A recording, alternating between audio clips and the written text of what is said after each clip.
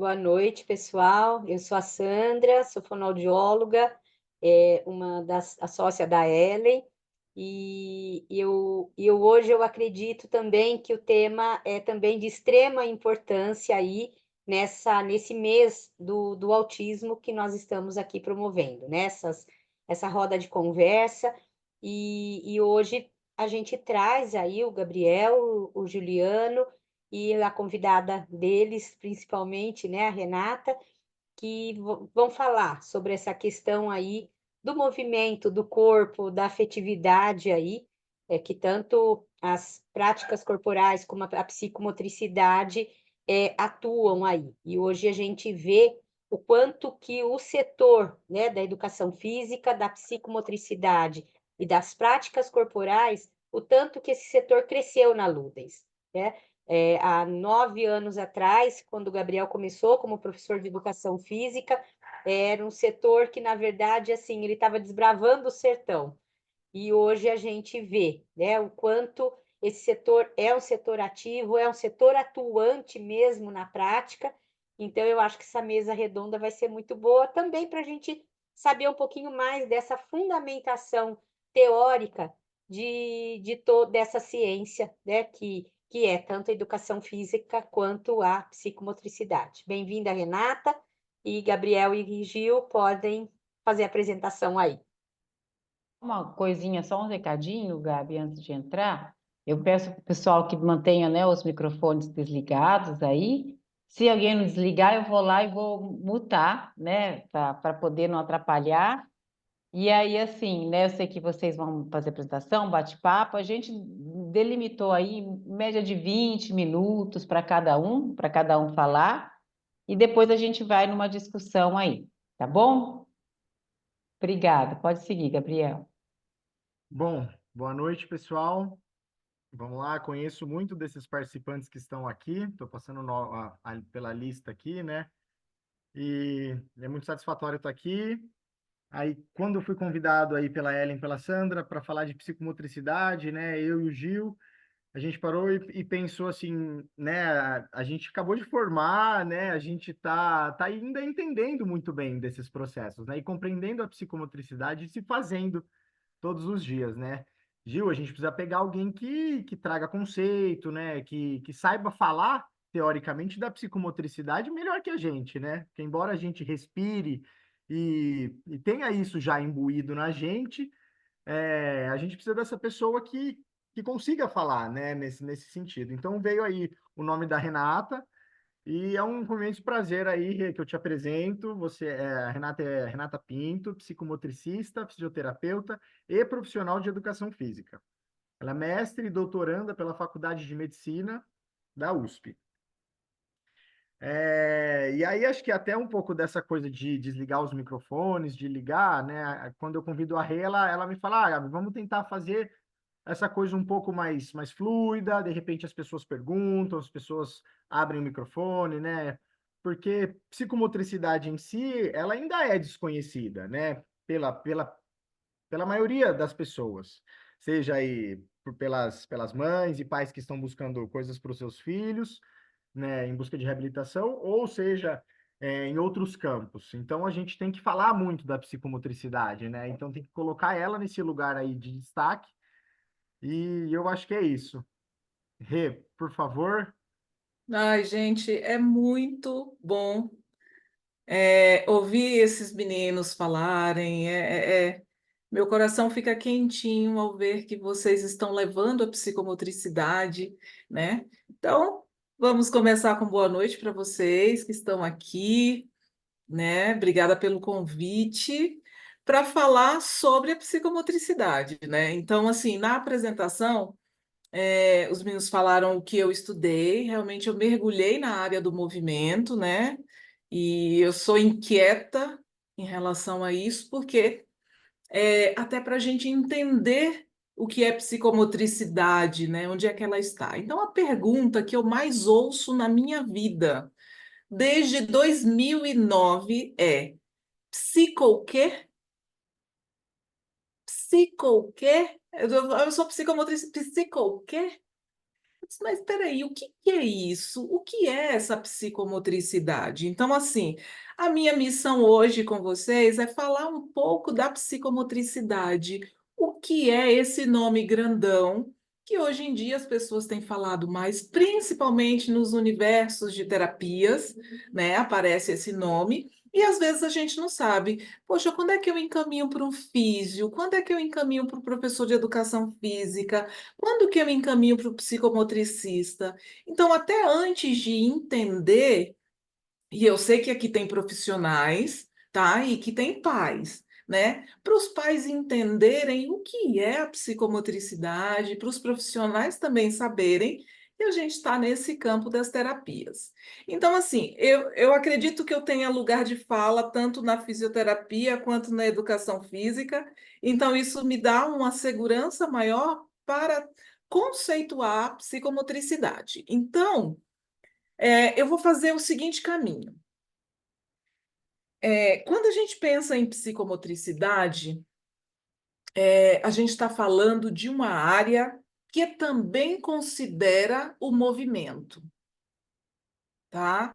Então, a psicomotricidade é uma ciência, tá? Psicomotricidade não é fisioterapia, psicomotricidade não é educação física e não é pedagogia. Psicomotricidade é uma ciência, é uma profissão. Desde 2019 já está regulamentada no Brasil. Então, nós estamos na luta agora da graduação em psicomotricidade, mas é lei, somos profissão, temos CBO, a luta do conselho, ela está acontecendo. Então, assim, para atuar em psicomotricidade, a pessoa tem que ter, hoje no Brasil, minimamente uma especialização, né, em psicomotricidade. Então, a Quem gente pode já. fazer?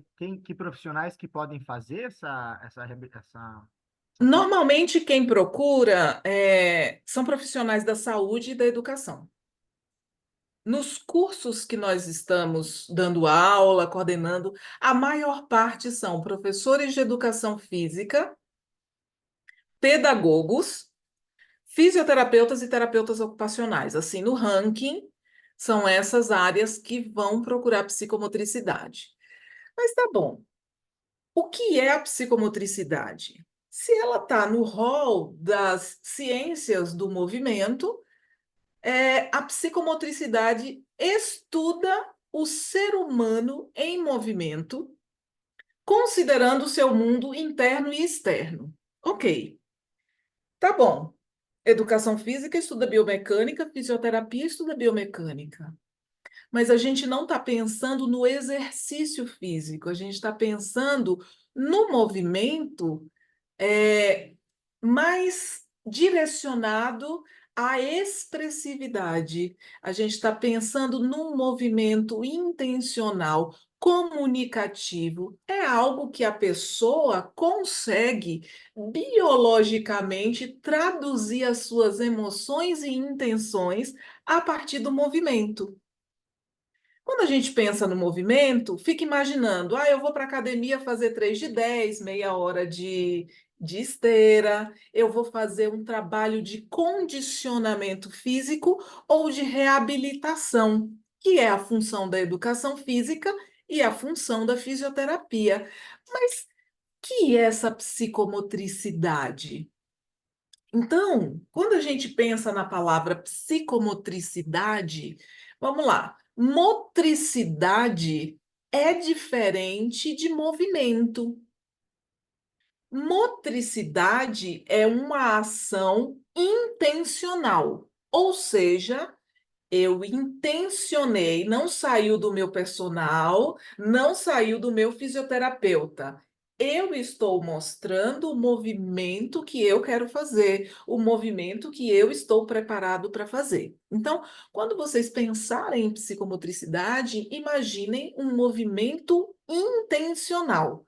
Que aí a gente tem as praxias, né? Que uma coisa é coordenação motora e a outra é praxia.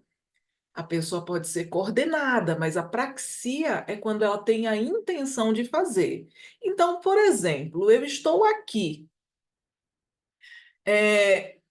Se alguém fala, Renata, abrace a Sandra, eu estou recebendo uma orientação para abraçar. Uma outra coisa é eu chegar em Campinas, tem um bolo quentinho, um café gostoso, eu chego, Sandra, eu abracei independente, porque aquilo era uma intenção, é onde eu estou. Então,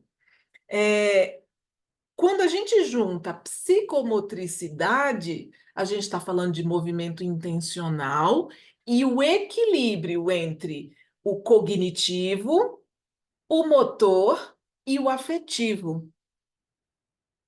Então, qual é a intenção? Onde essa criança, esse ser humano está e o que é dele, tá? Então, só relembrando, quando a gente fala afetivo, a gente não está falando eu acho que dentro da psicomotricidade essa palavra tem um outro significado. Quando a gente fala afeto, é tudo que me afeta. Pode ser positivo ou negativo. Quando eu falo que algo é afetivo, isso pode ter um afeto. Pode vir numa via positiva ou negativa. Se alguém me grita, eu vou ficar afetada. Mas se alguém fala o meu nome com carinho, eu também vou ser afetada, só que de formas diferentes. Então, o que afeta a pessoa que muda o movimento dela, né? Então, o ambiente afeta, o tom de voz afeta, os cheiros afetam, os sons. Então, o que que afeta a pessoa para ela alterar o padrão de movimento dela? E a cognição é que a gente pode observar, o cognitivo arrasta o motor para um nível muito bom. Por quê? Uma coisa é uma criança saber chutar uma bola. Uma outra coisa, ela saber que ela está numa quadra, que ela chuta para aquela direção e que ela faz gol naquela direção, que ela também tem que jogar bola para o coleguinha. Então, o cognitivo vai trazendo qualidade para o motor, porque ele vai conseguindo avançar etapas e refinar esse movimento. Então, o motor na psicomotricidade, ele não é um condicionamento nem uma reabilitação, né? O movimento, ele vai trazendo o que está acontecendo no universo da pessoa. E aí a gente junta com as questões neurológicas, tá? Onde a pessoa está no desenvolvimento dela. Isso vale para qualquer faixa etária. A gente dá ênfase sempre na primeira infância, mas isso acontece em cada faixa etária. E aí, quando a gente olha para essa balança da psicomotricidade, gente, é o seguinte. Pode voltar, Gabi. Volta um pouquinho. Essa balança é o seguinte: às vezes a gente recebe pessoas que o cognitivo está acima, a criança não se movimenta, a pessoa não gosta de movimento, os afetos também estão um pouco mais desorganizados, né? Assim, não está compreendendo o que está acontecendo. Então, o papel do psicomotricista é entender onde essa criança está e ajudá-la nesse equilíbrio entre o afeto, o movimento e a cognição. Então, eu sempre falo, nas minhas aulas, né, que a gente tem que ouvir o corpo do outro. É um processo diferente. Não, gente, eu sou professora de educação física, não é um treino, é uma escuta.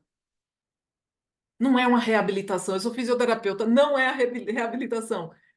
É a sensibilidade de você ler. Então, se eu for dizer alguma coisa aqui para vocês, caso vocês não lembrem de mais nada, sabe aquela frase, o corpo fala, que todo mundo fala, o corpo fala, o corpo fala. Tá bom. O corpo fala e o psicomotricista escuta. Porque a gente fica atento aos movimentos, a gente fica atento. E a coisa mais gostosa do mundo é quando a gente consegue trazer, e é por isso que a gente estuda tanto, a parte neurológica. E pensar na primeira infância, por exemplo, é olhar para a criança e entender qual a região do cérebro está sendo acessada com aquele movimento que ela traz. Intencional. Porque as crianças são maravilhosas para imitar e espelhar, e isso tem uma função que é positiva, mas não é o nosso objetivo na psicomotricidade. É a gente olhar e entender que no cérebro tem as funções, né? O cérebro está todo dividido, pode passar, viu, Gabi? O cérebro está todo divididinho. Então, você olha para uma criança e vai olhando, olha, ela está conseguindo sentar, tal região do cérebro está iluminando. Não é só aquela que está funcionando, tá, gente? É uma divisão que a gente faz, né? No caso, tem os estudiosos da psicomotricidade que pegaram uma teoria neurológica de um autor chamado Luria, que ele, 100 anos atrás, mas ele ajudou a gente a compreender o cérebro, e hoje em dia os estudos estão muito avançados. A gente vai na neuro, né? A neurociência, assim, está muito avançada, mas a base para a gente compreender é essa aqui. Como que o cérebro funciona, como que ele está se iluminando. E na psicomotricidade a gente consegue a partir da teoria, fazer uma relação da parte do cérebro que está sendo iluminada com a ação motora, que vai depender do afeto e também da cognição. Então, é muito gostoso trabalhar com isso. Eu falo que é meu carro-chefe, porque eu não consigo mais olhar a pessoa sem pensar na psicomotricidade, né? Então, imaginem aquela região lá atrás do cérebro, a parte mais primitiva. Eu olho, essa criança está tendo sustentação de cervical, está conseguindo sustentar, está sentando, está equilibrando. Aí eu já penso assim: olha, o cerebelo dela está ok. Eu acho que tem um áudio ligado. Isso. Obrigada. Então, eu sei que uma parte do cérebro ficou iluminada. Aí eu falo, nossa, olha, essa criança, ela tá desenvolvendo com essa velocidade nesse curso. Então, essa pirâmide das bases psicomotoras, elas são a tradução do desenvolvimento neurológico no movimento. Então, eu entendo que se uma criança com 6, 7 anos, ela já consegue fazer muitos movimentos com a mão, dissociar, tem uma região do cérebro dela que está mais iluminada que outra, né? Então, a gente começa a observar que existe um caminho. Não é uma coisa rígida. Olha, tal parte do cérebro funcionou, esqueça, não tem mais estimulação aqui. Mas a gente entendendo qual a região do cérebro, a gente consegue também saber qual o melhor estímulo para essa criança, né? E como criar um ambiente em que ela seja a protagonista. Porque às vezes a gente é protagonista das sessões. A gente tem que deixar a criança, né, o paciente, eu falo, a consulta é de quem? É dele. Então eu vou ouvir ele, eu vou estar com ele, eu quero saber dele, o que é dele, e eu vou fazendo um contorno. Então, normalmente, os profissionais em psicomotricidade têm um jeitinho diferenciado de fazer com que a pessoa consiga aderir melhor ao movimento. Né? Então é só entendendo, aqui é uma escadinha do cérebro, ela não é fixa, né? Ela varia, ela pode ir um pouquinho mais na frente, pode retroceder, mas é o caminho que a gente sabe. E eu costumo dizer, eu não sei se eu comentei isso com Gabriel e Juliano, que quem mais entende sistema nervoso sem saber que entende é eletricista. É sério, eletricista entende de sistema nervoso. Por quê? Ele sabe fazer uma ligação da casa. Ó, quando acende a luz do banheiro, não acende a outra junto ali, né? Assim, tipo, ah, eu desliguei aqui, vai desligar da varanda. Não, tem as luzes que acendem. Então a gente pensa na psicomotricidade como lugares iluminados para a criança, para a pessoa fazer determinadas coisas. Então, a gente pensa na tonicidade, na equilibração, na lateralização, estrutura espaço-temporal, praxia global e apraxia distal. Para que serve isso, Renata? A gente percebe o desenvolvimento neurológico de uma criança pelo movimento. É o movimento. Porque ninguém vai ficar fazendo raio-x, tomografia e nem ressonância magnética com bebê sem necessidade, né? Então, até os diagnósticos, eles são clínicos, né? Assim, por exemplo, do TEA, é clínico. Como que a gente faz, né? Assim, no caso, os neurologistas, os pediatras fazem, né? A partir de observação. Vai observar. Por quê? Se eu estou nervosa, quem me conhece sabe que eu mudo meu jeito de andar. Se eu tenho alguma alteração neurológica, também a minha forma de caminhar altera. Então, a gente tem que observar que a comunicação não verbal, ela está desde o início.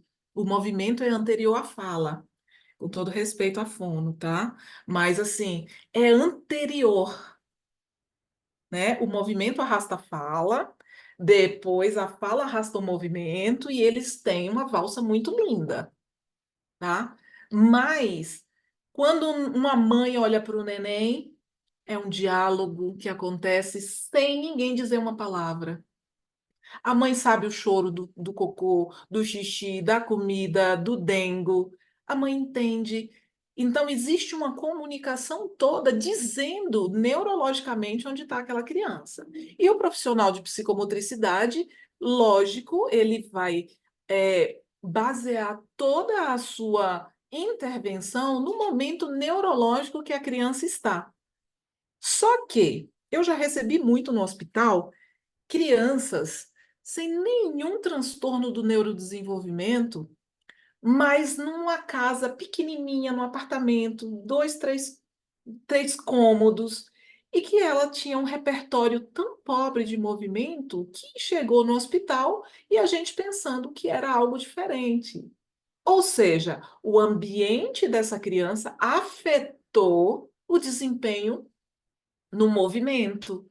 E aí o psicomotricista vai. E a pergunta dele é: a gente tem que ver, né? Se você encontrar psicomotricista que não siga essa piramidezinha, presta atenção, viu? Que eu sei que os meninos seguem. Presta atenção. Tem muita gente no mercado dizendo que é psicomotricista, mas não é. Né? Psicomotricista vai olhar o movimento, considerando cognitivo, afetivo e motor. Mas assim, a gente vai olhando, vai observando cada escadinha dessa acontecendo, e aí observa como é a relação da mãe com a criança. O pai é presente? Essa criança sofre violência? Essa criança ela está sendo subestimada? A mãe está fazendo tudo por ela? Ela tem um pouco de autonomia? Ela não tem? A mãe tem medo que ela caia e por isso não tira do colo, né? E a gente entende o medo das mães. Então, tem todo um cenário. A gente não olha o movimento pelo movimento. E aí, se eu tenho uma criança que tem problema no equilíbrio, eu não vou em cima do equilíbrio. Quem vai em cima do equilíbrio é o fisioterapeuta e o professor de educação física. Eu vou tentar entender por que que essa criança não chegou no equilíbrio. Porque ele tinha que ter algum avanço anterior. Enquanto o físio e o professor de educação física estão ali na função, o psicomotricista está na investigação. O que que acontece com esse tônus? Por que que não está tendo força para equilibrar? O que está acontecendo? Vamos investigar e começa a trabalhar numa base anterior, né? Então, não é que não vai trabalhar a outra base, mas o nosso papel é entender por que que não chegou na outra e fortalecer para ver se a gente consegue trazer, né? Então, é um trabalho de observar dominância hemisférica, se a criança está indo com a direita, se está indo com a esquerda, se ela sabe o que é frente, trás, cima, baixo, dentro, fora. E isso usando ferramentas lúdicas que façam sentido para a criança. E eu sempre falo isso. Se eu consigo explicar uma coisa e uma criança entender, tá tudo bem, tá tudo certo. Então, eu vou pegar o conhecimento do adulto e trazer para o campo infantil, porque não importa a minha linguagem, vai importar a linguagem da criança. Eu tenho que entrar no universo dela, eu tenho que ir para o mundo dela, e isso é maravilhoso, tá? Então, assim, noção de corpo também. E olha, para vocês terem uma ideia, isso aqui, essa pirâmide que a gente fala, é do movimento, é repertório básico para a alfabetização também.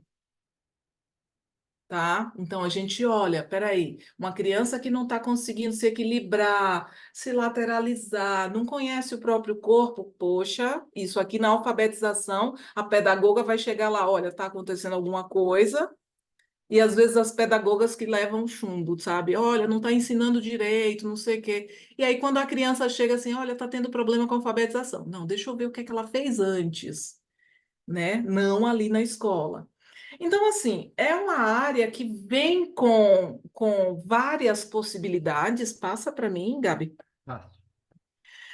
Vem com várias possibilidades de atuação, né? Então, tem nos transtornos do neurodesenvolvimento, é assim, tá ali, tá no combo das terapias, a psicomotricidade, nas dificuldades escolares, nas questões, eu atendo também transtornos alimentares, né, imagem do corpo, a observação de tudo que vai acontecendo, só que assim, a gente muda a chavinha para entrar no mundo do outro, para entender o que está acontecendo com o outro, permitir que ele se movimente do jeito dele, e aí a gente vai trazendo elementos que possam fortalecer e potencializar essa criança, essa pessoa.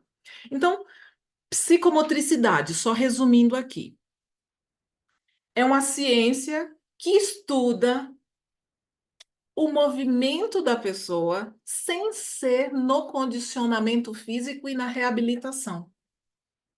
Vai olhar o movimento espontâneo, expressivo, comunicativo e aproveitar a potência das pessoas. Então, não é o movimento da Renata, é o movimento de quem está comigo. E eu vou observando para não atropelar essa pessoa e localizar onde ela está. Então, a relação da intencionalidade, ela é respeitada na psicomotricidade. Então, é o universo da pessoa, é o mundo da pessoa.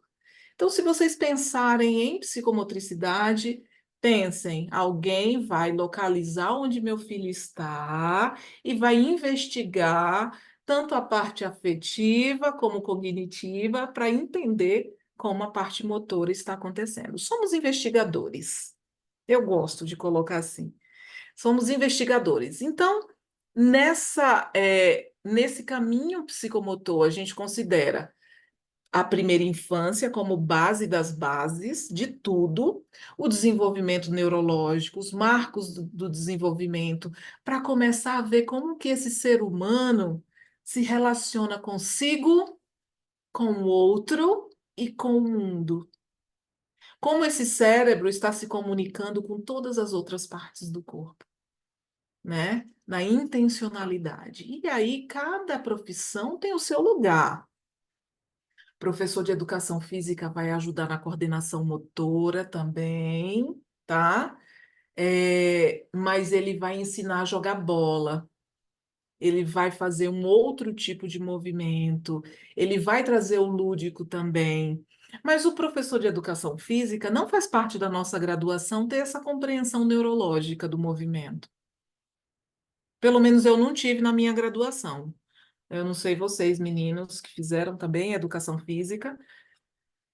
Não, querida, não. Não. A parte neuro a Não. gente não tem. é a motora. A gente fica com o resultado do movimento.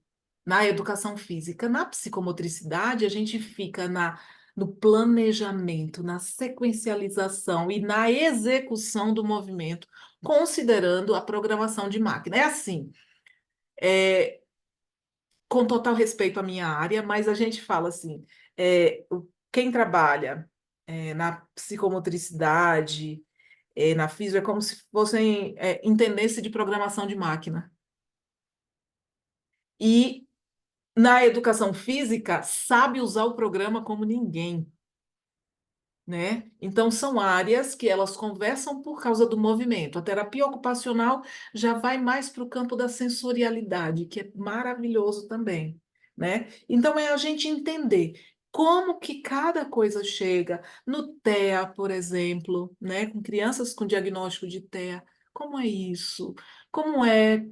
Por que que eu estou colocando a caneta na mão da minha criança se ela ainda não se organizou? Como que eu encontro o caminho de cada criança para ela compreender? Porque a gente pensa que não compreende, mas compreende sim, viu?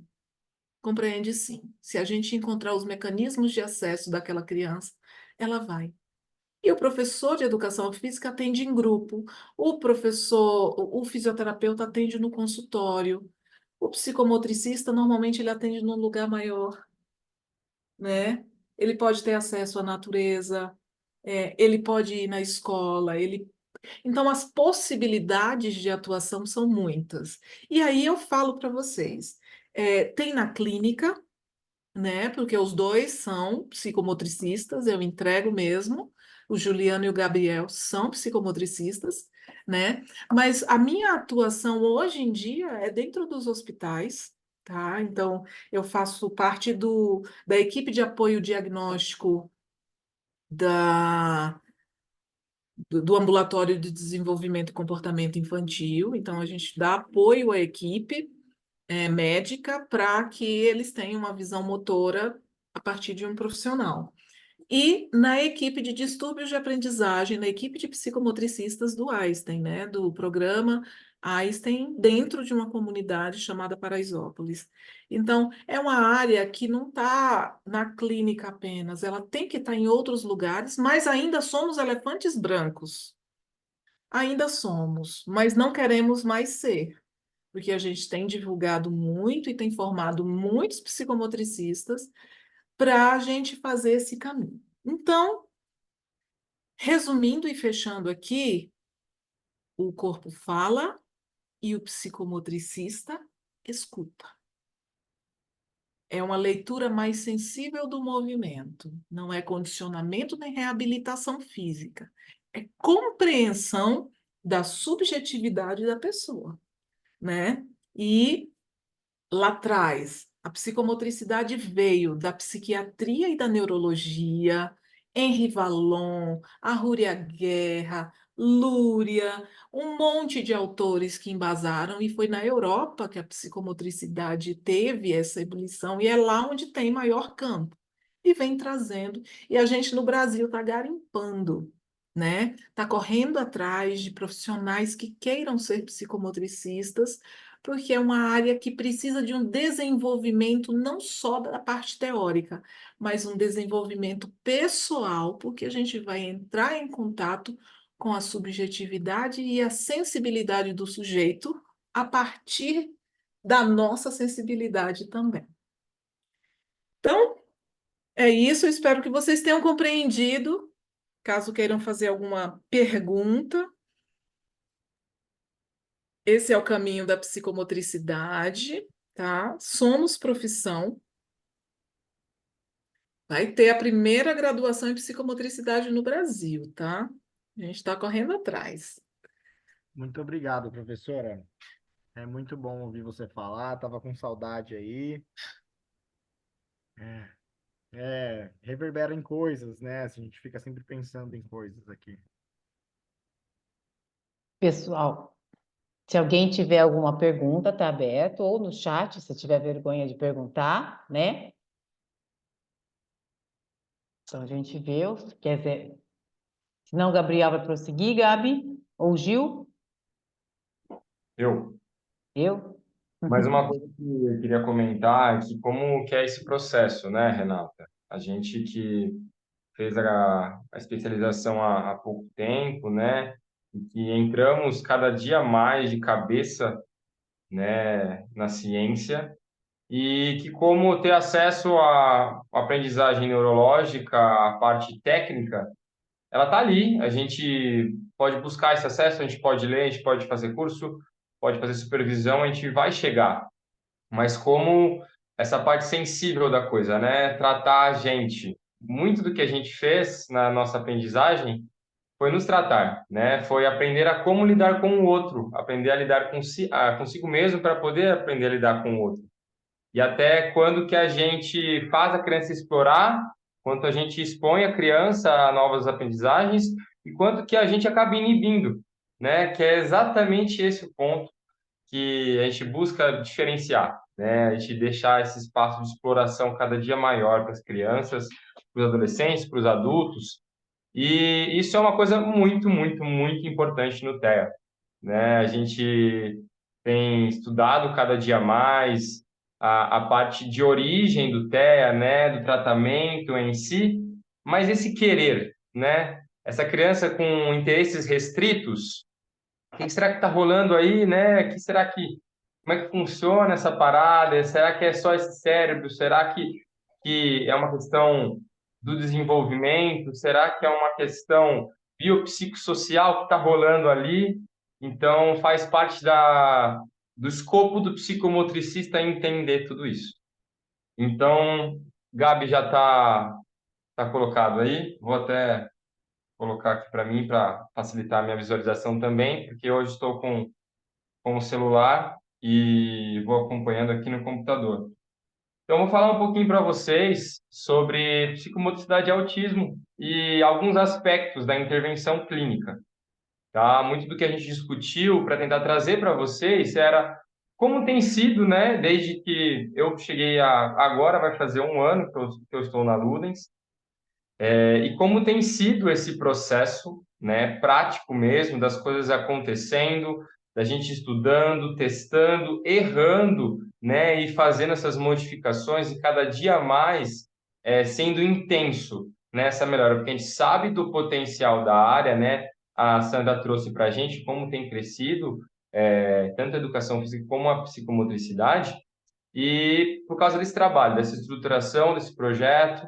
Então, eu vou tentar trazer para vocês um pouquinho de como tem sido essa atuação, os desafios que a gente tem encontrado, né? E também das coisas boas que a gente tem visto acontecer, tá? Então, aqui, para quem tem outras pessoas que não estão atuando ou não conhecem diretamente, vou falar brevemente sobre o autismo, né? O autismo é também conhecido como transtorno do espectro autista, com a sigla do TEA, é uma condição onde existem permanentes prejuízos na interação social, alterações da comunicação, padrões limitados ou estereotipados de comportamentos e interesses, né? Então, a gente já começa a entender aí um pouquinho desses aspectos, né? O que tem aí que é psicomotor? A gente tem que sempre observar isso como psicomotricista. Esse comportamento, ele é puramente cognitivo, puramente motor. O afeto, né, que a Renata explicou que isso é a diferença, ou ele é psicomotor, ou ele envolve todas essas coisas ao mesmo tempo. A gente tem que entender o porquê que a gente está ali, né? Observar, avaliar, entender e saber se cabe o psicomotricista naquela situação, né? E aí a gente também coloca outras possíveis características de pessoas com TEA, né? Outras comorbidades que podem acarretar, podem ocorrer na pessoa com TEA. Aqui tem algumas que a gente listou, mas podem ocorrer outras, né? Como atrasos no desenvolvimento motor em si, que é uma questão muito importante hoje, a gente ainda não tem ele como um critério diagnóstico, né, para fechar o transtorno do espectro autista, mas a gente tem observado na maior parte das crianças, né? A Ellen conhece muito bem, fez uma palestra sobre isso, né, sobre desenvolvimento motor, né, sensório-motor, e a gente tem observado isso em larga escala. Alterações no processamento sensorial, seletividade alimentar, problemas gastrointestinais, alterações de sono outros transtornos do neurodesenvolvimento, como comorbidades, né? TDAH, o TOD, a deficiência intelectual.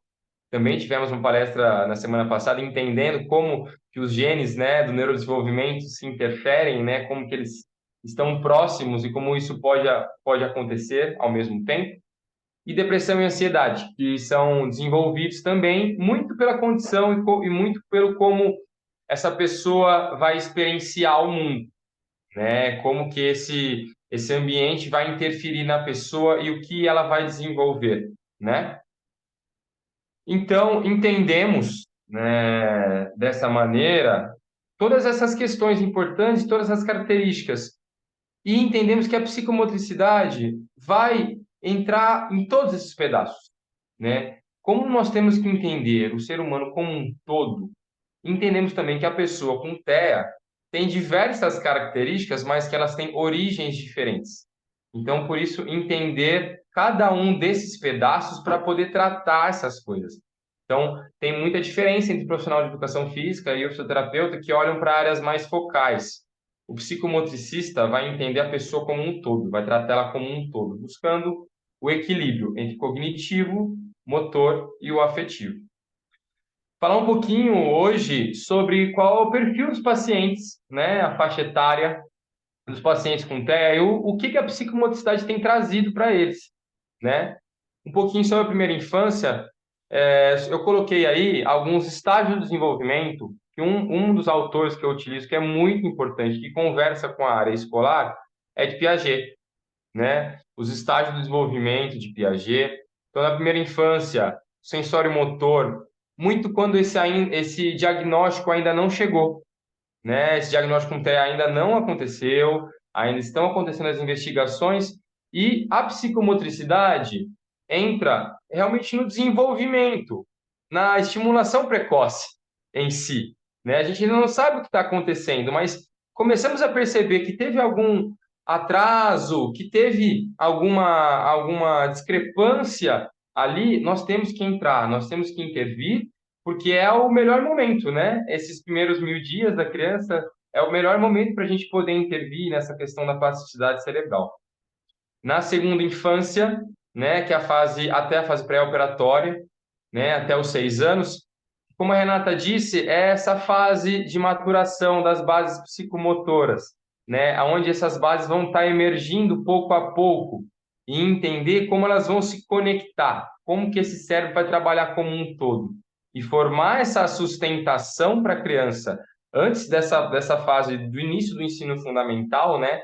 Antes dessa parte do desenvolvimento operatório concreto, com 7 anos, que vai entrar a escrita, a leitura, entre outras coisas mais complexas, entender como que esse corpo está organizado, como que essas bases psicomotoras estão organizadas, como elas estão pautadas, e se está ocorrendo alguma discrepância ali também. E entender ponto a ponto, conectá-las para favorecer o desenvolvimento da criança. Depois a parte da terceira infância, já numa parte maior de aplicação, né? Nessa parte das praxias e como que essa criança vai utilizar esse corpo para executar essas atividades mais complexas. Na outra fase, na adolescência que nós temos visto, estava até comentando com o pessoal aqui, saí agora, estava atendendo um grupo de adolescentes, né? E nessa fase de mudanças, né? Esse corpo que está mudando, esse hormônio que está emergindo, né? Eu aumentei o meu peso, perdi a noção do meu corpo, né? Estão acontecendo outras alterações ali, está tendo uma puberdade, uma alteração de humor, não estou me entendendo muito bem, vem a sexualidade, vem diversas coisas, e o psicomotricista entra muito nisso, né? Com essa parte do entendimento de si e deixar a pessoa se expor, se colocar e se expressar para poder se entender, né? E também na vida adulta, né? Temos alguns pacientes hoje na Ludens, adultos mesmo, com mais de 18 anos, e a gente também percebe o pouco que tem acontecido, né? A pouca oferta de terapias e de terapeutas que conseguem atender, que têm a disponibilidade, né? Não só a disponibilidade de corpo, mas a disponibilidade afetiva para esse adulto, né? E conseguir expressar-se, já com um processo mais engessado, né? Mas a gente ainda consegue colocar situações para essa expressão vir, para essas habilidades poderem emergir, né? Eu acredito que a gente não tem idade para desenvolvimento, né? Claro que a gente entende, né, padrões neurológicos, a gente sabe que é mais difícil. Porém, a gente tem que ofertar, tem que disponibilizar. Pode passar, Gabi, por favor. Outra parte muito importante dentro da psicomotricidade são os aspectos do processo avaliativo, né? Aqui tem algumas baterias que a gente utiliza, vou falar delas pouco a pouco, são algumas ferramentas, mas como que é essa avaliação, né? Quando eu cheguei na Ludens, a gente conversou bastante, né, sobre o tempo do processo avaliativo e quais eram as nuances importantes para esse processo acontecer, né? Dentro de psicomotricidade, a gente vai avaliar diversos aspectos, né? Usar protocolos tanto qualitativos como quantitativos. Porém, como que está esse afeto, né? Como que está essa relação entre terapeuta e paciente, né? Eu gosto de chamar também de aprendiz, né? Porque estamos aprendendo o tempo todo, né? Então, como que está essa relação? E incluir nesse tempo o processo de criação de vínculo, porque a psicomotricidade entende que sem esse vínculo muito fortalecido, o processo avaliativo não vai se mostrar verdadeiramente. Aquela criança pode estar excessivamente inibida para mostrar os aspectos psicomotores tão importantes que a gente quer observar para entender neurologicamente aonde ela está. Então, o afeto e a relação é primordial para a gente começar esse processo. Então, acaba acontecendo de maneira mais lenta, até do que em outras especialidades, né? Avaliação em psicomotricidade, por causa disso, dessa questão importante e afetiva antes de começar a realmente a criar esses processos avaliativos. E dentro dessa avaliação também, né? Como que nós vamos conduzir, né? A gente vai sentar a criança e vai direcionar ela a fazer, ou a gente vai criar um ambiente onde ela demonstre, né? Uma coisa muito importante que eu trago dentro das minhas avaliações com crianças com TEA é que tudo é gravado, né? Eu deixo o celular lá, o tripé colocado, o celular ligado e vou fazendo aquela brincadeira acontecer, né? Vou observando pouco a pouco aquela criança dentro dos aspectos da tonicidade, da equilibração, da lateralização, né? Essa dominância lateral que está emergindo, do esquema imagem corporal, das praxias e tudo dentro do brincar, né? Essa bateria que é a mais importante para a gente de observação é a bateria psicomotora do Vítor da Fonseca, onde nós vamos poder observar os aspectos tanto quantitativos como qualitativos desse movimento intencional, né? Ela é uma bateria utilizada com crianças acima de 4 anos, né? Temos uma outra bateria para crianças menores de 4 anos que nós utilizamos em psicomotricidade. E nós vamos entender o perfil psicomotor dessa criança, né? Como que ela interage com o mundo, como que ela interage com as pessoas, como que ela se entende, né? Depois, vamos utilizar o TGMD, que é uma bateria puramente motora, né, que vai observar a motricidade grossa e a qualidade de habilidades motoras. Porém, o psicomotricista vai fazer se valer de como que essa criança realizou essas atividades, né? Não é puramente movimento por movimento, olhar ali, contar. É interessante ter, né, números, é interessante mostrar essa evolução quantitativa, ainda mais a gente que lida com um mundo que nós temos sempre que mostrar essa evolução para planos de saúde, para médicos, para famílias, e mostrar de uma maneira mais sucinta possível. Porém, eu estou olhando como aquela criança está. Será que ela chegou bem naquela sessão? Talvez ela não foi bem na avaliação, né? Será que como é que foi a escola dela antes dela chegar para mim? Ou será que ela dormiu bem? Será que a temperatura que tá a sala está interferindo? Será que a luz? Será que o som está interferindo? Então a gente tem que olhar todos esses aspectos também. Outra bateria que a gente utiliza, muito quando a gente já observou uma criança que tem uma dificuldade importante nos aspectos do equilíbrio, né, que é a EP, que é a escala de equilíbrio pediátrica, também observando os aspectos qualitativos e como aquela criança responde à avaliação.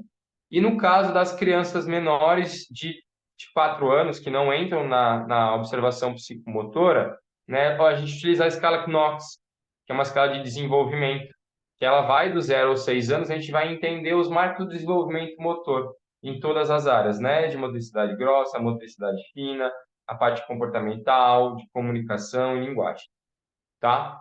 Pode passar, por favor, Gabi. Então, entendendo, né, desses processos avaliativos, essas dificuldades que a gente encontra na pessoa com TEA, né, a gente vai perceber ela de que maneira? Será que ela está apresentando aquilo puramente por causa daquele diagnóstico que ela está enquadrada ali? Ou será que tem uma coisa que está atrás, que está mascarando? Como que a gente vai entender isso, né? E como que, dentro dessa intervenção, é importante a relação paciente-terapeuta, né? Às vezes, a gente está num caminhar muito bom dentro das sessões e, por um estalo, por alguma coisa que a gente, como terapeuta, a gente nem percebe, né? Que a gente afetou. A gente fez um movimento diferente e mudou completamente o ambiente, e aquela criança, aquele paciente, aquele aprendiz mudou seu comportamento, mudou a maneira de se relacionar com o mundo, se relacionar comigo, com outro terapeuta. Então, entender essa relação e tratar muito de nós. Nós, como terapeutas, temos que todo santo dia nos observar. Olha, o quanto que eu estou promovendo, o quanto que eu estou inibindo, né? O quanto que envolve de interesse da criança, né? Interesses restritos que a gente estava falando, o quanto que envolve realmente um querer ali estar naquele momento, naquela atividade, naquela brincadeira com aquele objeto, né? Naquele lugar, com aquela pessoa específica. A gente vê muito o apego em algumas pessoas, né? O porquê que eu tenho que inibir isso, né? O porquê que eu tenho que fazer valer somente daquele momento, daquela observação, né? Daquela maneira de se lidar com uma coisa. E isso afeta muito nas questões dos aspectos subjetivos da criança com TEA, né? A gente carrega muito essa questão da pessoa com TEA, lidar muito com o concreto, né? Da pessoa não buscar o subjetivo. Mas será que realmente não tem um subjetivo ali? Mesmo naquela rigidez de pensamento, naquela rigidez comportamental, será que não tem uma questão subjetiva que está acontecendo ali? Então, o papel do psicomotricista é olhar para isso, olhar para esses aspectos e dia a dia intervir em si, tratar a si para poder tratar o outro, né? Essa é uma relação que a Renata, como professora, nos trazia muito, né? A gente tem que olhar o tempo todo para a gente, para olhar para nosso mundo interno, para poder olhar para o outro, para poder promover no outro essa mesma interação, né? Se eu não fiz comigo, se eu não tratei a mim, como vou tratar o outro, né? Pode passar, por favor, Gabi.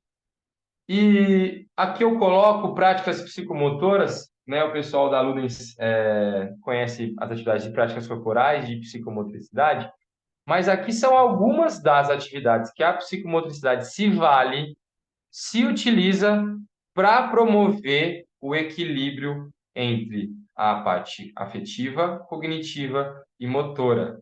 Nós não estamos lá para simplesmente ter um desenvolvimento das habilidades manuais, das habilidades esportivas, do condicionamento físico, como um profissional de educação física, como ocorre em práticas corporais. Nós estamos lá para fazer valer dessas práticas para envolver a parte de saúde num total, essa integração dos aspectos psicomotores. Então, nós trabalhamos com atividades de habilidades motoras básicas, pular, pendurar, escorregar, rolar, práticas esportivas, né, que é diferente de esporte, que é utilizar desses esportes para promover o lúdico, para promover o desenvolvimento motor, para promover relações afetivas, para promover comunicação. Usamos também jogos tradicionais, né, uma amarelinha, né, um jogo de taco, entre outras brincadeiras, um pique-bandeira e por aí vai, que são materiais de diversas áreas, tanto da educação como da reabilitação, jogos de tabuleiro, dança e teatro, né? Gabriel entende muito disso, é um cara que vem do teatro, do circo e traz isso muito carregado dentro das sessões dele. Do desenho, quanto que esse desenho expressivo vai me mostrar como que essa criança está entendendo o mundo, como que essa criança está se entendendo. Um dos aspectos muito importantes para a gente entender como que a criança se vê é com o desenho do próprio corpo, né? Como essa criança está se relacionando, como ela se sente, ela entende o tamanho do corpo dela, ela sabe que ela cresceu, ou ela sabe que ela tem um pouco mais de peso, por exemplo, ocorre bastante, e como que ela vai usar esse corpo para as atividades do dia a dia dela. Também dinâmicas em grupo, né? Temos alguns grupos em psicomotricidade já na LUNES dentro desse processo, né? De crescimento das áreas e grupos montados de maneira muito minuciosa, né? Entender as individualidades e as potencialidades de cada um desses integrantes, e como eles vão se conectar e como todos vão se beneficiar dessas dinâmicas em grupo. Também atividades de relaxamento, porque psicomotricista, antes de olhar para as bases psicomotoras, também olha para o controle respiratório. Será que essa pessoa respira bem? Será que ela tem um controle diafragmático bom? Às vezes ela é muito acelerada. Por que será? Será que é uma questão tônica? Será que é uma questão de controle respiratório? Então, temos que trabalhar também essas atividades de relaxamento e atividades grafomotoras, porque a psicomotricidade vai entender o ser humano como um todo. Ele vai desde a base até o fino, até essa praxia distal, vai chegar no dedo, esse planejamento que também envolve sentar, escrever, desenhar. Bom, pode passar, por favor, Gabi. E uma coisa extremamente importante, tenho visto dia a dia, né? Quando cheguei na Ludens, foi o primeiro momento que comecei a atuar como psicomotricista em si, né? Uma chamada do Gabriel, um convite, uma aposta da Ellen e da Sandra, né? E entender a psicomotricidade, como que ela está se relacionando, né? Como que ela está sendo interdisciplinar e também transdisciplinar, e também se colocando como um fator muito importante dentro das relações com as terapias que já estão mais estabilizadas, né? Dentro da reabilitação com a pessoa com TEA. Então, nesse entendimento, a gente traz a nutrição e a medicina sustentando esse corpo, entendendo a base química, a base alimentar dessa pessoa e tudo que vai interferir. A terapia ocupacional, fisioterapia, psicologia e fonoaudiologia como áreas mais estabelecidas e que estão em locais mais segmentados mesmo, mais estabelecidos há um tempo e que tem um objeto mais concreto, né, dentro da reabilitação. As áreas da educação física, musicoterapia e psicopedagogia são áreas mais novas dentro da reabilitação e que utilizam-se de várias nuances. E vem a psicomotricidade, que está aí chegando e está conversando com todo mundo, né? Se eu vou fazer uma atividade, vou dar um exemplo, vou conversar com a terapeuta ocupacional do meu paciente. Será que esse paciente tem uma aversão com esse estímulo? Será que ele tem uma busca por esse estímulo sensorial? Conversar com a fisioterapeuta para entender como que está essa base. Será que esse pé está bem posicionado? Hoje estava batendo um papo com a Ellen pelos corredores, olhando, né? Será que esse paciente está precisando de uma palmilha, por exemplo? Né? E como que isso vai interferir nessa parte tônica dele, nessa parte de atenção, né? Com a psicologia, no comportamento, com a fonoaudiologia, com essa comunicação, com essa conversa que ele tem que ter comigo, com esse diálogo tônico, que não seja verbal, mas que seja um diálogo que ele vai ter comigo dentro da sessão, né? A educação física, pensando no planejamento, nessa prática mais intensa com o corpo, na musicoterapia, pensando no ritmo e como isso interfere nas relações e no corpo, na psicopedagogia, trabalhando muito próximo. Pode parecer distante, mas é muito próximo o trabalho da psicomotricidade com a psicopedagogia e como isso influencia esse corpo organizado, equilibrado, para poder desempenhar essas atividades acadêmicas. Então, como que a psicomotricidade tem esse potencial e chegou, eu falo que chegou chegando, né? Se colocou, vem se colocado cada dia mais, né? Acredito que com a formação do Conselho Federal e dos conselhos estaduais vai se colocar ainda mais, né? E esse potencial interdisciplinar e transdisciplinar da psicomotricidade, tá bom? Então, pessoal, eu agradeço pela atenção de vocês. Eu estou muito grato de estar aqui nessa mesa redonda, podendo conversar com todos. Admiro muitos que estão aqui, as pessoas que são inspirações para mim, né? Renata, nossa professora, que nos guiou por esse caminho, né? Nos trouxe até aqui para esse momento e essa constante evolução, constante estudo e constantemente se colocar em jogo, se colocar em xeque o que a gente está fazendo, né? Peraí, será que está certo? Será que está errado o caminho que estou tomando? E que isso é o que nos faz diferentes, que nos faz importantes dentro da intervenção com a pessoa com TEA. Gente, eu não posso deixar de falar, né? O Juliano terminou, eu não posso. Desculpa se eu estou quebrando algum protocolo, tá? Mas o que o Juliano falou me chama muito a atenção. Primeiro, parabéns, Juliano, pela apresentação, muito boa. A minha voz pode desorganizar uma criança com TEA. O meu perfume pode desorganizar. A maneira como eu bato meu pé no chão. Então, se a gente não tiver disponibilidade afetiva para estar com a criança que tem o transtorno do neurodesenvolvimento, a sessão não acontece. Então, é um caminho que vai além da competência técnica, vai da disponibilidade afetiva. Conheço muita gente competente técnico, mas que não tem disponibilidade afetiva, e a sessão não acontece. Então, o profissional de psicomotricidade é um profissional que cuida desses aspectos em si, né? E é um caminho que a gente vai conversando nesse universo de tratamento de crianças e adolescentes com TEA. Peraí. Eu vou entrar na sessão, calma, para tudo. Porque a minha agitação agita, a minha tristeza entristece, a minha alegria alegra. Então, tem coisas que você pode falar, olha, eu estou bem, mas o seu corpo está comunicando outra coisa.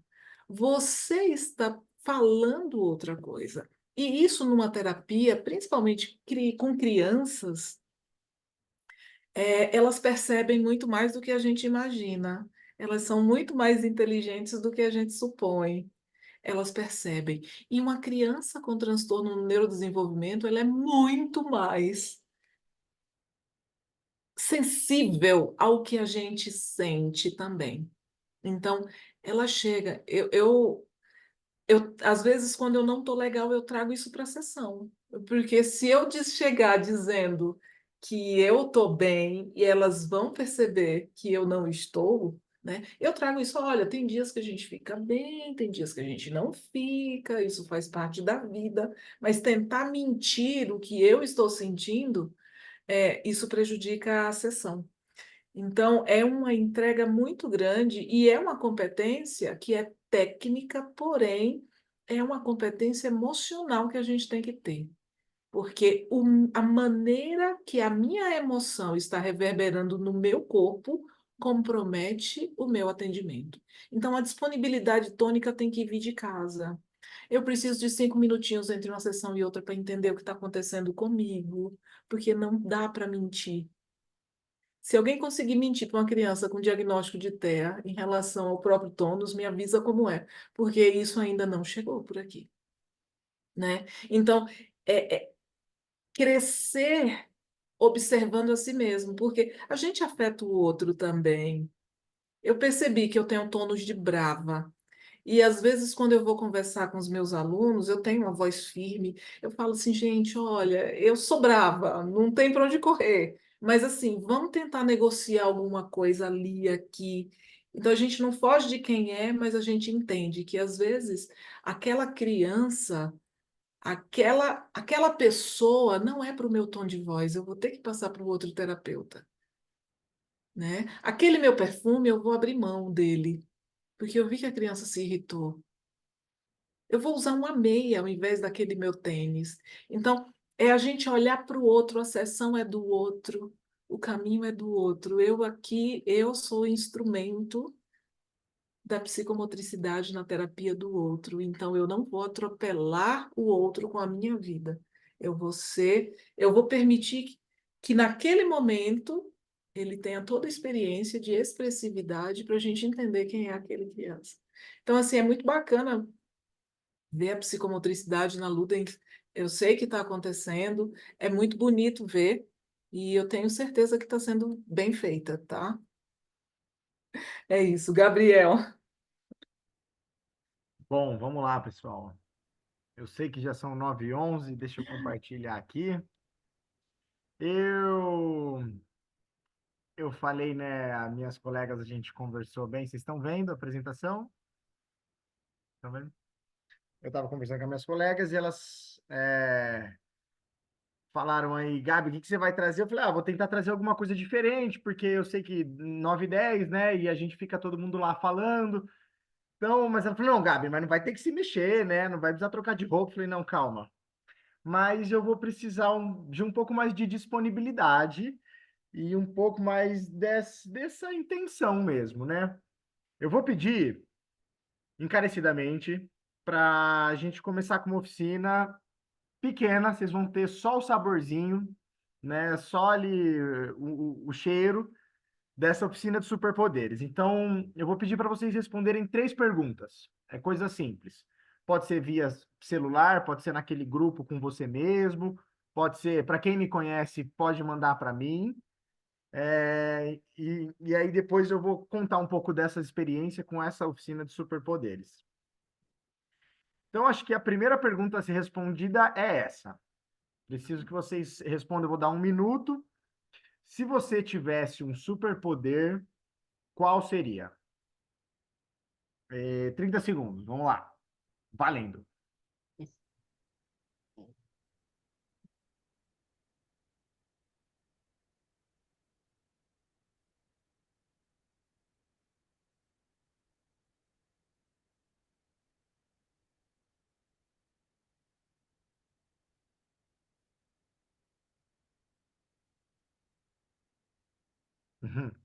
Estou gostando da resposta aqui já.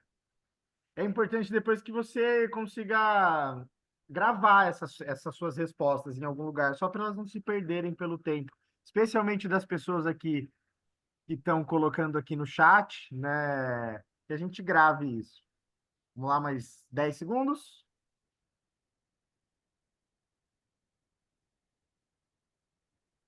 Então, próximo. Aí, se a gente for imaginar, né, esse superpoder, ele é digno de um super-herói, certo? E se a gente imaginar esse super-herói, então respondendo a segunda pergunta, qual seria a fraqueza deste super-herói? 30 segundos.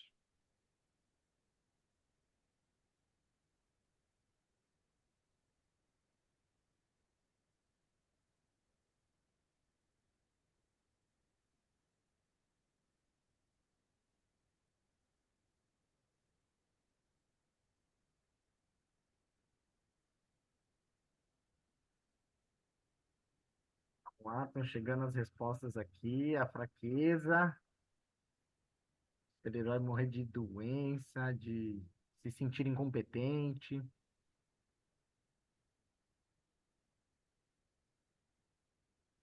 Deu? Todo mundo?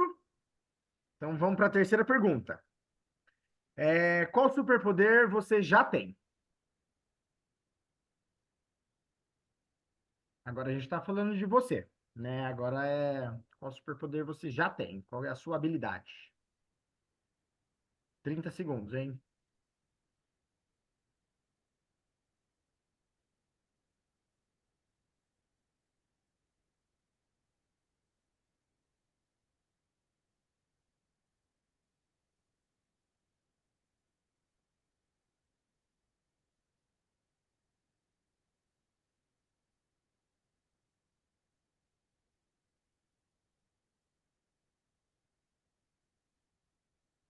Chegando as respostas. Deu? 30? Bom, pessoal, agora que vocês já colocaram aí, né, eu posso tentar imbuir e fragmentar um pouco essa ideia que a gente tem aí desse super-herói, né? Essa oficina, são 9h16, eu vou tentar ser rápido. Eu aprendi ela num Sesc, foi numa oficina de 3 dias, onde a gente percorria um caminho e chegava num super-herói, um superpoder. No primeiro dia eram feitas essas perguntas, a gente fazia um esquema, né, de desenho deste super-herói e a gente colocava essas coisas, né, esses nossos desejos para com esse super-herói. No segundo dia a gente caracterizava esse super-herói, mas que imagens, que características, que adereços ele tinha. E aí, para um terceiro dia, a gente trazia este super-herói para o corpo. E como que este super-herói ele morfava, né? Quando a gente tem lá a dancinha do Power Rangers, e eles dançam e eles invocam o herói, né? E aí aquele momento é sagrado, né? Assim, todo episódio tem, e é realmente quando a gente chama esse herói para a gente. Então, eu gostaria de trazer alguns heróis para vocês, para a gente poder observar um pouco disso tudo, dessa psicomotricidade total aí que a Rê, que o Gil tentaram colocar, mas tentar trazer alguns heróis, né? E como que isso acontece? Esse primeiro super-herói, o poder dele seria ser invisível, e aí, se ouvirem algum barulho vindo do super-herói, seria a fraqueza dele, então ele é meio barulhento. E qual superpoder você já tem seria o da comunicação, né? Esse super-herói eu conheço, ele é super amigo meu, e eu fiquei meio assim indignado, porque como que uma pessoa ela quer ter o superpoder de ser invisível, só que quando ela chega no ambiente, ela é super notada, ela é super comunicativa, né? Ela se faz notar muito bem, né? E aí era um pouco da pergunta que eu devolvi para esse super-herói. É um pouco do desenho dele, né, no sentido de só as botas são pretas, né, fazem barulho, chamam, e um pouco desses aspectos psicomotores que tem tanto nessa dinâmica quanto estão presentes aí na vida. Trouxe mais dois heróis para gente, né, que seria aí um primeiro que seria a inteligência, o superpoder dele seria a inteligência, como o Homem de Ferro, a fraqueza será tirado e etc. E o outro superpoder, qual superpoder você já tem, seria ter o privilégio de conseguir entender tudo que eu aprendo. E ele não decora. Né? E aí a gente faz um paralelo muito bom desse super-herói, por isso que eu pedi para vocês registrarem, do momento que a gente vive, desse super-herói que me ilustra hoje, né? Que me preenche hoje. Pode ser um super-herói da minha vida ou pode ser só o super-herói de hoje, né? Eu fiz várias vezes essa oficina, então surgem muitos super-heróis. Mas nesse menino, nesse caso, né? é, o superpoder que ele já tem já é o da inteligência, que é o superpoder que ele almeja ter. E mesmo quando ele vai retratar o super-herói dele, ele coloca de uma forma muito ordinária, né? É uma pessoa comum, com calça social, gravata, né? E ele usa isso como a inteligência, no caso que ele coloca, de tipo, não existe superpoder. O superpoder está aqui e esse já é o super-herói, ele já é super inteligente, né? Esse já é o poder dele. Enfim, a gente pode passar para um outro. Esse super-herói aqui, ele tava o medonho, que está aqui do lado colorido. Se você tivesse um superpoder, seria o do medo. Qual seria a fraqueza deste super-herói? Seria a solidão. E qual superpoder você já tem, que seria a criatividade?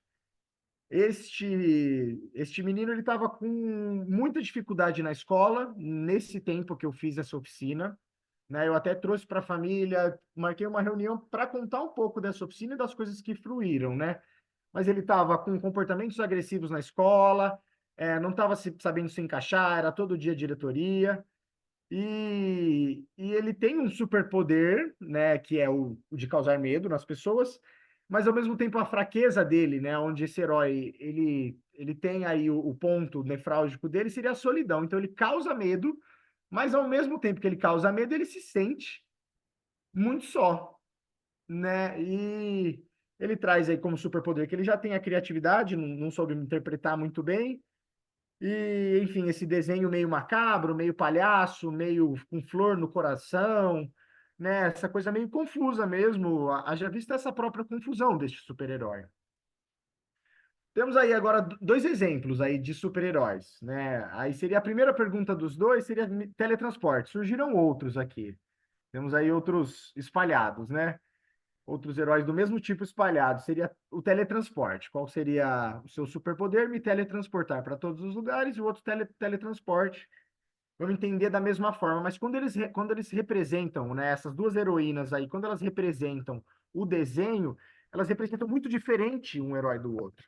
Porque é o mesmo poder, que é o teletransporte, só que aqui, no primeiro caso, a gente vê muitos lugares diferentes, né? Parece que frequenta isso, vai nisso, vai naquilo, tem sol, tem praia, tem vento, né? Tem situações diferentes. Em compensação, essa super heroína aqui do segundo, o próprio poder dela é o transporte, né? Como se ela não precisasse chegar em algum lugar, ou que o teletransporte ela usa mais como poder, como fim nele mesmo, né? E não tem nenhum lugar retratado, e não apenas os caminhos, né? Mas como tudo isso, né, pode ser psicomotor, e a gente pode fazer uma análise, né, disso tudo. Vamos passar para frente? Aí tem um outro super-herói aqui. Esse, inclusive, eu encontrei hoje. O superpoder dele é ser muito rápido. Qual é a fraqueza deste super-herói? Ficar sem tomar água. E qual superpoder você já tem de montar cubo mágico? Montar 2-2, 3-3, 4-4. É aquelas configurações dos cubos mágicos, né? Esse super-herói aqui, na vida real, ele foi diagnosticado com TDAH, que condiz muito com o superpoder que ele aponta dessa maneira, nessa realidade ilusória que a gente cria, né? Que é ser muito rápido. E sim, ele é muito rápido. Hoje ele falou para mim, a gente estava sentado fazendo uma coisa, ele falou: escuta, se a gente terminar mais rápido, assim que a gente terminar, a gente pode ir para lá já brincar? Eu falei, não, não, a gente não pode, a gente tem que terminar com calma. Mas enfim. E o próprio superpoder que ele já tem, você já vê que ele consegue se encaixar, né? Ele já consegue reconhecer uma própria habilidade nele mesmo, que é montar o cubo mágico. Todo mundo que a gente conhece que monta cubo mágico, monta isso muito rápido. Ou senão, né, nem é uma habilidade, né? Se a gente fica lá assim, não, mas sim, ele monta muito rápido, ele tem uma super habilidade, e aí ele faz esse recorte aqui desse super-herói.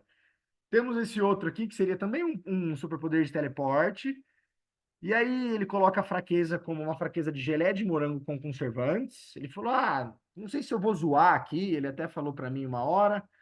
Aí qual superpoder você já tem pensar? E aí na hora de nomear esse super-herói, beleza, ele coloca aqui o poder dele, né? Ele coloca como comedor de geleia. Mas é muito estranho a gente pensar que um super-herói consiga se denominar pela sua própria fraqueza, né? Então ele consome a própria fraqueza, que seria essa tal dessa geleia de morango. Eu até fiz mais perguntas, mas ele falou, quando é atirado, tal. Mas como que o próprio nome está incluso, né? E ele consegue incluir essas dificuldades, né? Essas habilidades nesse super-herói dele. E aí um slide, ó, gente, 24, prometo fechar em 6 minutos. É o mês do autismo. Essa palestra ela é sobre psicomotricidade e autismo. E aí eu fiquei pensando, será que eu não levo isso, né? Será que eu levo? É uma oficina que eu já fiz com muitos autistas, já fiz com pessoas que não têm diagnóstico, com diagnósticos variados, né? E aí eu fico pensando, sim, né? É uma oficina. Aqui teve super-herói com diagnóstico de autismo. E é uma oficina que tem que ser levada porque, independente aí do nível, né, que você consiga estabelecer de desenho, do nível de elaboração do seu super-herói, eu acho que faz parte, né, de todo mundo, é intrínseco do ser humano, intrínseco da criança, conseguir pensar nessas coisas. Lógico que aí tem um nível de complexidade, sim, que tem que ser respeitado, não são todas as crianças que vão conseguir se fazer valer dessa intervenção, mas ela está acima de diagnósticos, né? Então, sim, é para ser trazida aqui nessa palestra de autismo. E aí, para fechar, eu acho que desejo a vocês, né? Queria ter também um pouco dessa clareza que vem nesse super-herói, dessa clareza e discernimento, né? que seria um superpoder aí de raio do super choque, ok? Qual seria a sua fraqueza? Que daí seria uma máquina que tira meus poderes. E qual superpoder você já tem? Seria a inteligência de videogames. Então, é um menino que usufrui dessa inteligência de videogames, mas que ao mesmo tempo consegue perceber o quanto que esse videogame também atrapalha, né? Dessa máquina que tira seus poderes, né? Escrito aqui a próprio punho, mas sem saber elaborar essas coisas. Eu acho que é isso que eu tinha para dizer, e vou terminar parafraseando aí um super-herói, no caso, o tio do Homem-Aranha, onde ele fala que um superpoder também exige uma grande responsabilidade, e, e desejo que a gente, né, todo mundo que trata com criança, conheça mais sua criança, desperte nela superpoderes, conheça suas fragilidades, conheça suas potencialidades, para conseguir estabelecer aí melhor uma comunicação, um diálogo melhor, que é isso que está aí no cerne do nosso trabalho também. Tá certo? Muito obrigado. Era isso.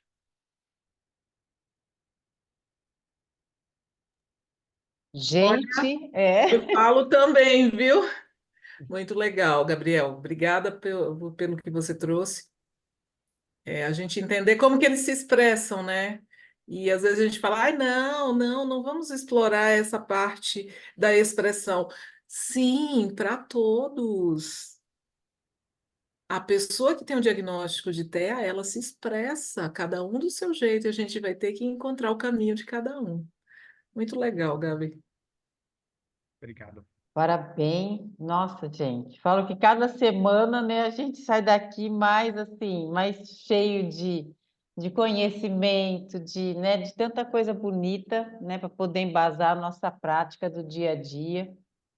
Né? E só complementando, né, Renata, que você falou ali em relação, muito rapidamente, da questão dessa empatia do terapeuta, né? E a gente tinha um instrutor que eu nunca me esqueço, que ele fala que tem, né? A gente fez uma formação aí, Gabriel, Sandra também, e ele falava muito isso, que existe, né, a arte e a ciência no atendimento, Sim.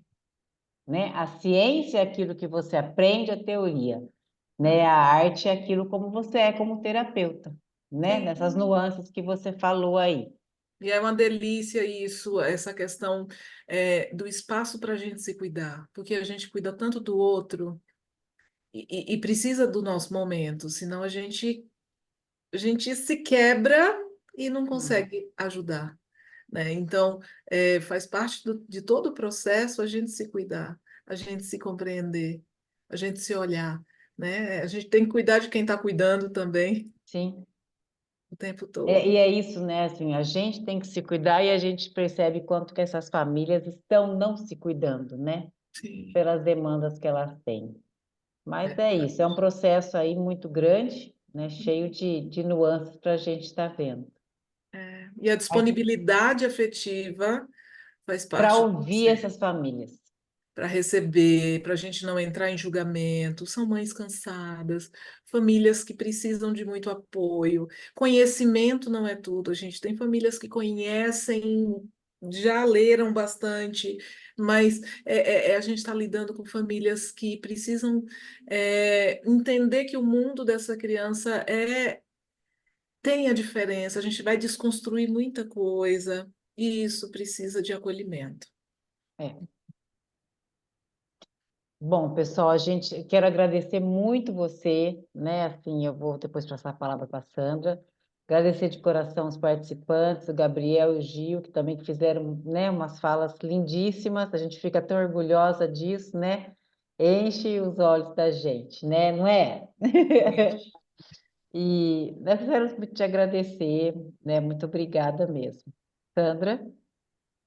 Renata, Gabi, Gil, muito obrigada. Realmente, né, eu acho que até dentro da psicomotricidade, o que vocês trazem para a gente, e até lamento, né, a equipe toda não está escutando, né, tudo isso, porque eu acho que vocês trazem uma junção de tudo, né? A psicomotricidade é muito mais do que a gente possa, de fato, pensar, e eu acho que, além de tudo, vocês trazem essa questão do pensar do terapeuta em si, né, do papel do terapeuta em si. Então, realmente, uma pena da equipe toda não ter podido participar. Renata, muito obrigada pela tua aceita, né, pelo teu aceite aí no nosso convite, e a gente te espera aqui em Campinas, tá bom? Ah, que legal.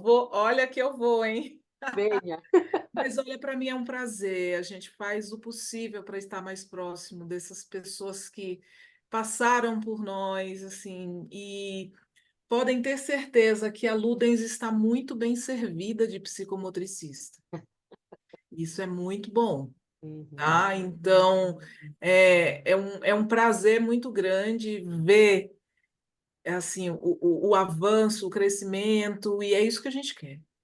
Quer mais gente boa no mercado, quer mais gente fazendo psicomotricidade do jeito que tem que ser. Então, obrigada pelo convite e qualquer dúvida, né, fiquem à vontade para perguntar, para buscar. E quando eu for a Campinas, eu vou achar um lugar, né, para gente conversar mais sobre os planos da ecoterapia.